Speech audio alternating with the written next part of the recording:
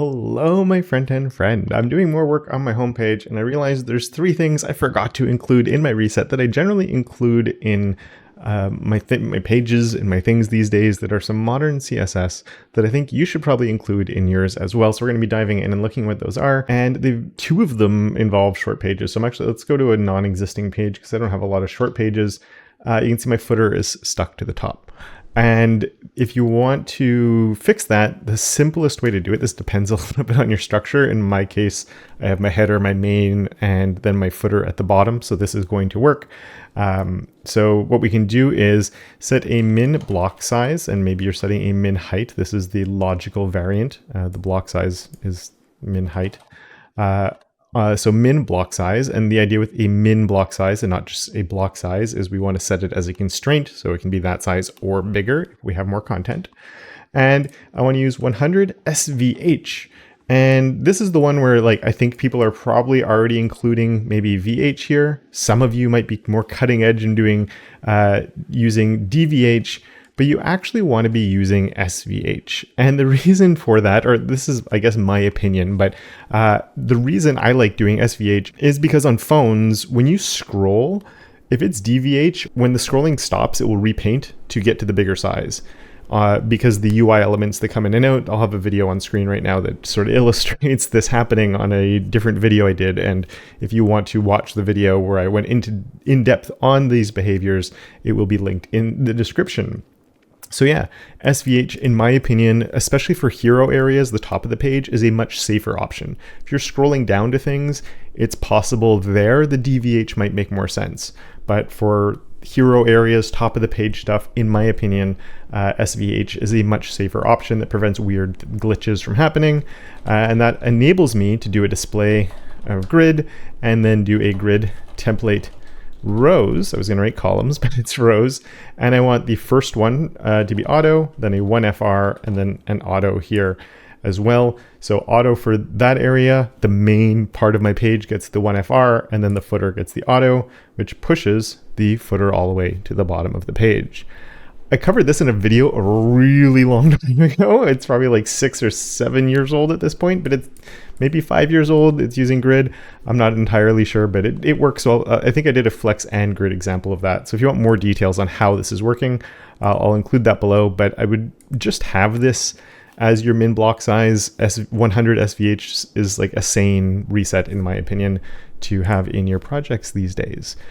So that's the first one. Now we're on a short page, and this leads us to the second one. If you look at my navigation, if I go back to this page and then I go here, so when I'm going back and forth between these 2 pages, you'll notice that the navigation looks like it's shifting back and forth. And the reason for that is I'm on Chrome on Windows, which has a fixed scroll bar that you can see down the side there. And the scroll bar distance has an effect on things. So I should have, from the very start, had an HTML and a scrollbar-gutter of stable.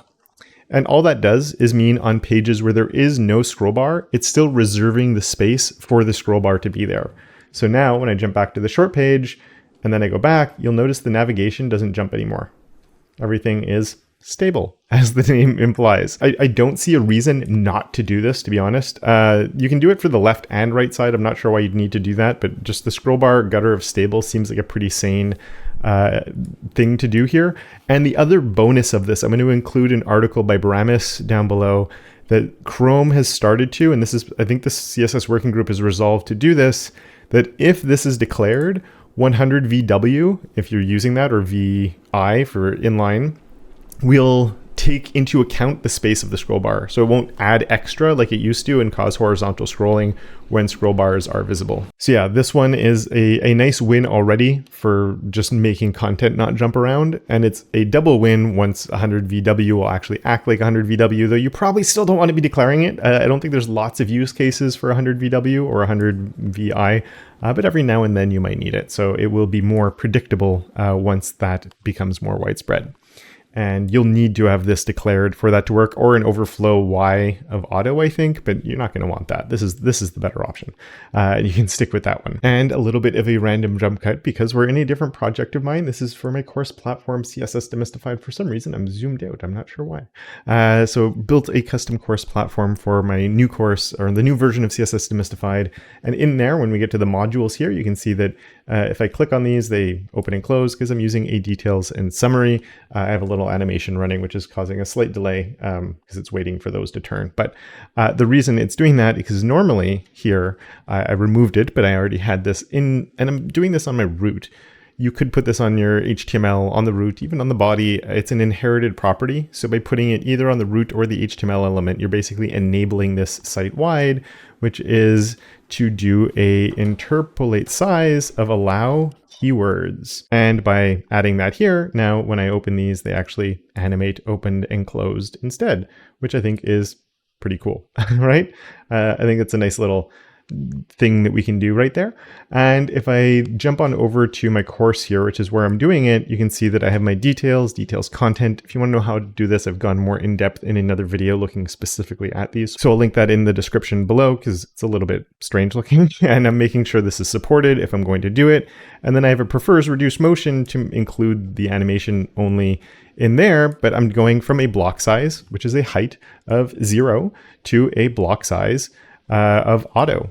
And the auto normally we wouldn't be able to transition to, but with interpolate size allow keywords, it means we can now transition or animate to different intrinsic sizes, such as auto, fit content, min content, max content, and any others that I might be forgetting.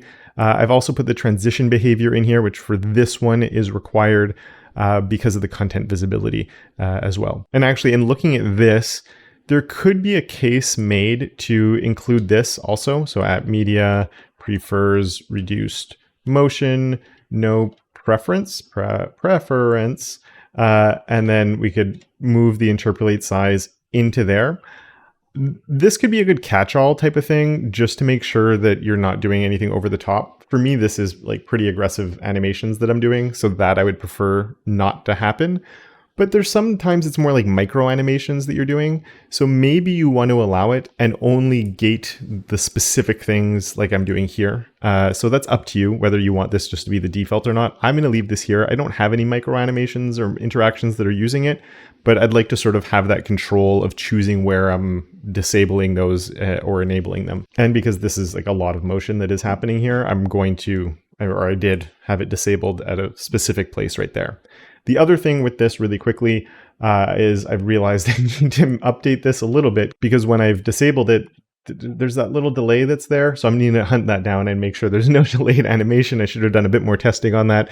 But by the time you find this, if you do want to dive into the course, that will be fixed, hopefully. And right before I let you go, I just realized that the reason that it was delayed, you can see there is no delay. I don't have prefers reduced motion on. So if this was disabled, then this was running with the animation on it still. So it was doing, it was taking a long time to do its thing, and I had to wait for that because we weren't able to transition it with this disabled. So yeah, anyway, just to say that everything was completely fine and I didn't have any changes to make. So if you are interested in it, again, it's completely redone the course, learning CSS the way I wish I was taught CSS when I started learning it, going through sort of the modern way, in my opinion, of learning CSS so you really understand it really well. Link for that is down in the description, as is the link to the detail summary animated video if you want to learn more about how all of that works in a lot more detail than just the quick overview that we did in this video. And with that, I want to say a very big thank you to my enabler of awesome, Johnny, as well as all my other patrons and channel members for their continued support. And of course, until next time, don't forget to make your corner of the internet just a little bit more awesome.